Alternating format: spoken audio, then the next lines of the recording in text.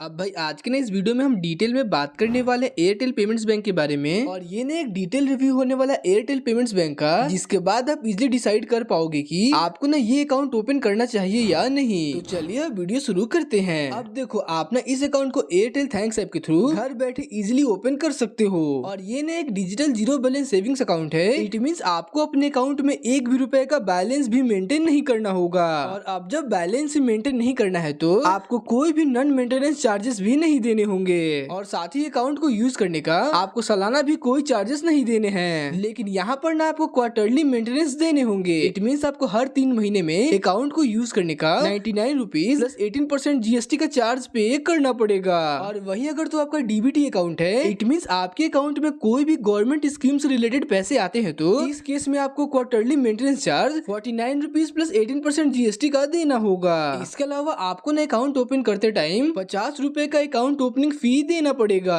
और आप ना इस अकाउंट में मैक्सिमम बैलेंस 2 लाख रुपए तक ही रख सकते हो। और आपको ना अकाउंट ओपन करते टाइम एक भी रुपए का इनिशियल फंडिंग भी नहीं करना पड़ेगा। इट मीन्स आप ना अपना अकाउंट जीरो बैलेंस के साथ ही ओपन कर सकते हो। तो आइए इसके बाद अब ना हम बात कर लेते हैं कैश डिपॉजिट और कैश विड्रॉल लिमिट के बारे में। अब देखो, आप ना एयरटेल के बैंकिंग पॉइंट पे जाकर 25,000 रुपए तक फ्री में डिपॉजिट कर सकते हो। लेकिन अगर तो आप बैंकिंग पॉइंट पर जाकर 25,000 से ज्यादा और 50,000 रुपए तक डिपॉजिट करते हो तो आपको ना आपके डिपॉजिट अमाउंट का 0.5% का चार्ज देना होगा। और वही अगर तो आप बैंकिंग पॉइंट पर जाकर 50,000 रुपए से ज्यादा डिपॉजिट कर रहे हो तो आपको ना आपके डिपॉजिट अमाउंट का 0.75% का चार्ज पे करना होगा। और अब हम कैश विड्रॉल लिमिट की बात करें तो आप अगर तो एयरटेल के बैंकिंग पॉइंट पर जाकर 10,000 रुपए तक कैश विड्रॉ करते हो तो आपको उस पर कोई भी चार्जेस नहीं देने पड़ते। लेकिन अगर तो आप बैंकिंग पॉइंट पर जाकर 10,000 रुपए से ज्यादा विड्रॉ करते हो तो आपको ना आपके विड्रॉल अमाउंट का 0.65% का चार्ज पे करना पड़ेगा। अब ये तो सारी बातें होगी कैश डिपॉजिट और विड्रॉल लिमिट की। और अब ना हम बात कर लेते हैं डेबिट कार्ड और उसके चार्जेस के बारे में। अब आप जैसे ही यहाँ पर अपना अकाउंट ओपन करते हो, आपको यहाँ पे तुरंत वर्चुअल डेबिट कार्ड मिल जाता है। और आपको ना वर्चुअल डेबिट कार्ड को इशू करवाने का कोई भी चार्जेस नहीं देने पड़ते। लेकिन आपको ना वर्चुअल डेबिट कार्ड के मेंटेनेंस के लिए हर साल 50 रुपया प्लस जीएसटी का चार्ज पे करना होगा।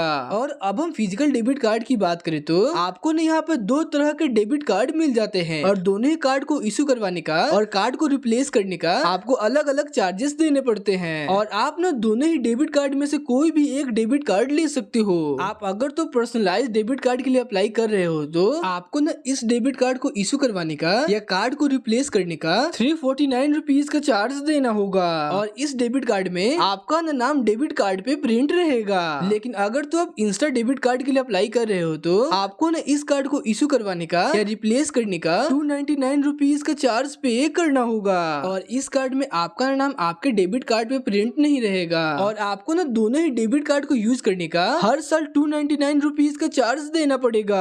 इसके अलावा आप दोनों ही डेबिट कार्ड से पर डे एटीएम से 25,000 रुपए तक कैश भी विड्रॉ कर सकते हो। और साथ ही पीओएस मशीन पे पर डे 25,000 रुपए तक स्पेंड भी कर सकते हो। और इसके बाद अब ना हम देख लेते हैं एटीएम ट्रांजैक्शन लिमिट्स और चार्जेस के बारे में। आप अगर तो मेट्रो सिटीज में रहते हो तो आपको ना यहाँ पर मंथ 3 ट्रांजैक्शन की फ्री लिमिट मिल जाती है, जिसमें की फाइनेंशियल यानी कैश विड्रॉल और नॉन फाइनेंशियल जैसे कि बैलेंस इंक्वायरी, मिनी स्टेटमेंट या पिन जनरेट कर सकते हो। लेकिन वहीं अगर तो आप नॉन मेट्रो सिटीज में रहते हो तो आप ना मंथ में 5 बार फ्री में ट्रांजैक्शन कर सकते हो, जिसमें की फाइनेंशियल और नॉन फाइनेंशियल ट्रांजैक्शन दोनों ही इंक्लूड होते हैं। और अब मान लो अगर तो आपका ट्रांजैक्शन का फ्री लिमिट खत्म हो गया और उसके बाद भी आप ट्रांजैक्शन करना चाहते हो तो आपको पर फाइनेंशियल ट्रांजैक्शन यानी पर कैश विड्रॉल पर आपको 23 रुपीज प्लस जीएसटी का चार्ज पे करना पड़ेगा। और वहीं पर नॉन फाइनेंशियल ट्रांजैक्शन आपको 11 रुपीज प्लस जीएसटी का चार्ज देना होगा। और अब ना हम एसएमएस चार्जेस और स्टेटमेंट चार्जेस को भी देख लेते हैं। आपको ना यहाँ पे पर मंथ पहला 100 एसएमएस बिल्कुल फ्री में मिल जाता है। और फ्री लिमिट खत्म होने के बाद आपको पर एसएमएस 35 पैसा प्लस 18% जीएसटी का चार्ज देना पड़ता है। और अब स्टेटमेंट चार्जेस की बात करें तो अगर तो आप स्टेटमेंट ईमेल पे ले रहे हो तो आपको उसके लिए एक भी रुपए का चार्ज नहीं देना पड़ता। लेकिन वहीं अगर तो आप बैंक से फिजिकल स्टेटमेंट ले रहे हो तो आपको उसके लिए 100 रुपए का चार्ज देना होगा। तो आइए अब ना हम बात करते हैं आधार इनेबल्ड पेमेंट सिस्टम यानी एईपीएस ट्रांजैक्शंस की। अगर तो आप एयरटेल के बैंकिंग पॉइंट के थ्रू एईपीएस ट्रांजैक्शन करते हो तो यहाँ पे आपको ट्रांजैक्शन के लिए एक भी रुपए का चार्ज नहीं देना पड़ता। लेकिन वहीं अगर आप नॉन एयरटेल बैंकिंग पॉइंट से एईपीएस के थ्रू कैश विड्रॉल या बैलेंस इंक्वायरी खरीदारी कर रहे हो तो यहाँ पे आपको हर महीने 3 ट्रांजेक्शन बिल्कुल फ्री में मिल जाते हैं और उसके बाद आपको चौथे ट्रांजेक्शन से 15 रुपीज प्लस जीएसटी का चार्ज पे करना होगा।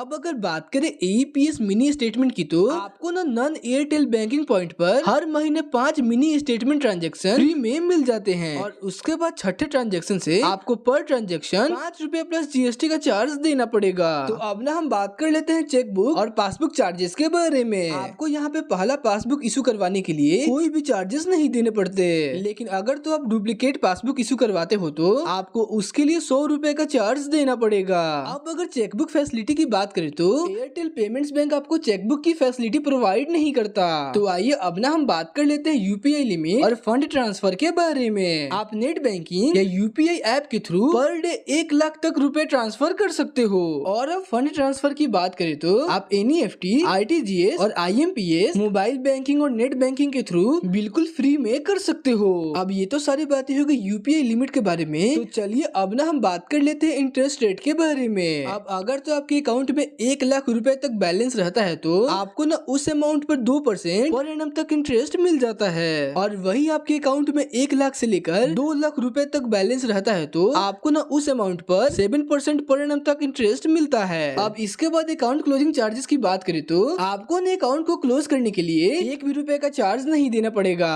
और आपका ना अकाउंट 24 घंटे के अंदर ही क्लोज कर दिया जाता है। तो चलिए अब लास्ट में बात कर लेते हैं एलिजिबिलिटी क्राइटेरिया के बारे में। आप अगर तो ये अकाउंट ओपन करना चाहते हो तो आपकी मिनिमम एज 18 साल होनी चाहिए और साथ ही आप इंडिया के निवासी भी होने चाहिए और यहाँ कोई फर्क नहीं पड़ता कि आपका सिम कौन से कंपनी का है। आप जियो के सिम के साथ भी एयरटेल पेमेंट्स बैंक में अपना अकाउंट ओपन कर सकते हो। इसके अलावा आपका ना मोबाइल नंबर आपके आधार कार्ड से लिंक्ड होना चाहिए और अगर जो आपके आधार कार्ड में आपका नंबर लिंक नहीं है और आप घर बैठे अपना नंबर लिंक करना चाहते हो तो आप ना ये वाला वीडियो चेकआउट कर सकते हो। मैंने इस वीडियो में स्टेप बाय स्टेप सारे ही प्रोसेस को बताया है। वीडियो का लिंक आपको डिस्क्रिप्शन बॉक्स में या फिर वीडियो आपको आई बटन पे शो हो रहा होगा। तो चलिए अब एक एक करके बात कर लेते। अगर तो आप ये वाला अकाउंट खोलते हो तो आपको कौन सा डॉक्यूमेंट देना पड़ेगा। तो देखो भाई, यहाँ पर अकाउंट ओपन करने के लिए सबसे पहले आपके पास आधार कार्ड होना चाहिए, इसी के साथ ही आपके पास पैन कार्ड भी होना चाहिए और साथ ही एक पासपोर्ट साइज फोटो भी होना चाहिए। और इसी के साथ हमने इस अकाउंट के सारे इंपॉर्टेंट पार्ट को कवर कर लिया। बाकी अगर जो चैनल पे नए हो तो मेक श्योर सब्सक्राइब कर लेना, क्योंकि हमें ना बहुत जल्दी हिट करने हैं 1K सब्सक्राइबर। मैं मिलता हूँ आपसे नेक्स्ट वीडियो में एक नए टॉपिक के साथ। तब तक के लिए हैप्पी बैंकिंग।